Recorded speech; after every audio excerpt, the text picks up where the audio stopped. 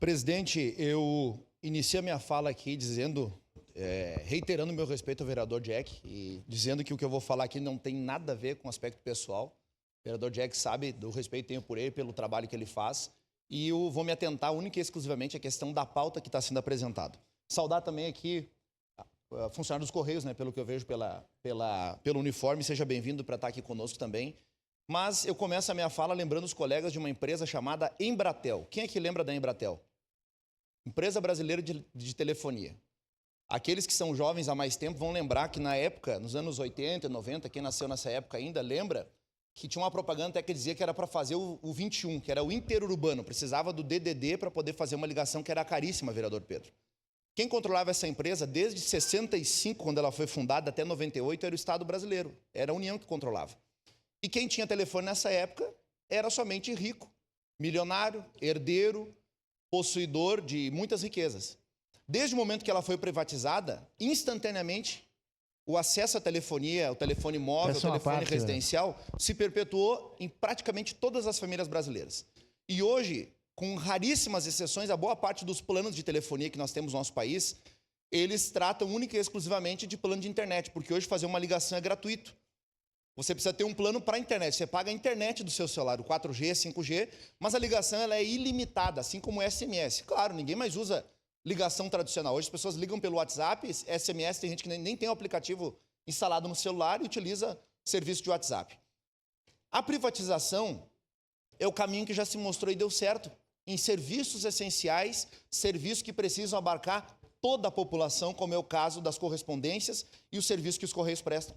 O problema não está nos trabalhadores dos Correios, o problema está na mente, ou melhor, na ausência de mente, de cérebro, que gere uma empresa desse tamanho no Brasil, que consegue quebrar uma empresa que não tem concorrência.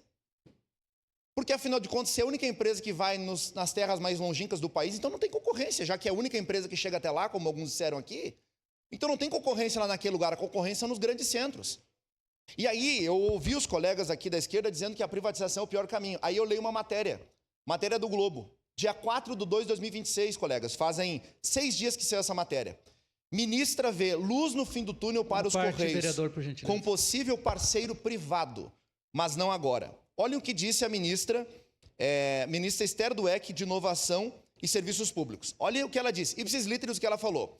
Ele, o presidente dos Correios, Emanuel Rondon, está sim fazendo um plano importante e a gente está acompanhando. Acreditamos que pode ter um parceiro privado. Não temos nada contra isso, mas não é o melhor momento. Olha a justificativa por que não é o melhor momento. A empresa, aliás, está no pior momento. Se procurar um parceiro privado agora, ou ninguém vai querer, ou vai querer a um preço muito baixo. Então, a gente está discutindo isso sim, e acho que temos chance de ver uma luz no fim do túnel. Muitas vezes isso passa por associação com outros serviços. Os serviços postais que estão bem no mundo se associaram a outras atividades, principalmente financeiras. Então, a ministra do governo Lula está dizendo que a solução é duas. Associação com instituições financeiras, o capital que tanto é criticado. E a segunda, privatização. Conversar, estabelecer uma parceria público-privada para caminhar para um serviço privado, onde o serviço privado vai permitir a concorrência. Veja o que aconteceu com o Uber. Vereador. Quando o Uber chegou no Brasil, o que aconteceu com a classe dos taxistas? Precisaram se reinventar, porque chegou uma concorrência, um mercado que majoritariamente era dominado pelos taxistas.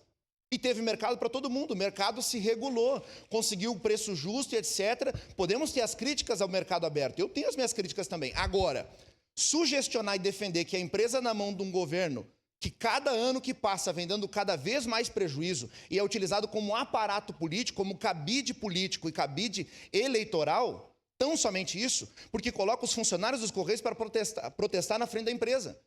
Só que esses funcionários são levados, induzidos a votar nesse governo que, justamente ao dizer defender eles, coloca eles para frente da trincheira. Para que os funcionários acabam tendo que arcar com o problema de um governo que não consegue gerir uma empresa estatal que não tem concorrência. Seu à parte, vereador Fantinel. Obrigado, vereador Caleb. Como o senhor citou aí a questão da telefonia, né? Eu posso falar aqui porque sou parte dessa situação, onde em 1994 eu morava fora do Brasil e comprei um telefone para minha mãe para poder falar com ela.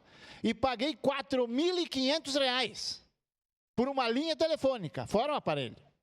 R$4.500, tá? Hoje eles te correm atrás de dão de graça. Obrigado. Exatamente. Não vou conseguir dar o seu parte, vereador Iago, por escassez do tempo, mas deixar consignado isso e dito, a forma de resolver os Correios é buscar esse caminho que o próprio governo Lula está apresentando, a privatização. Obrigado, presidente. Obrigado. Próximo vereador inscrito, vereador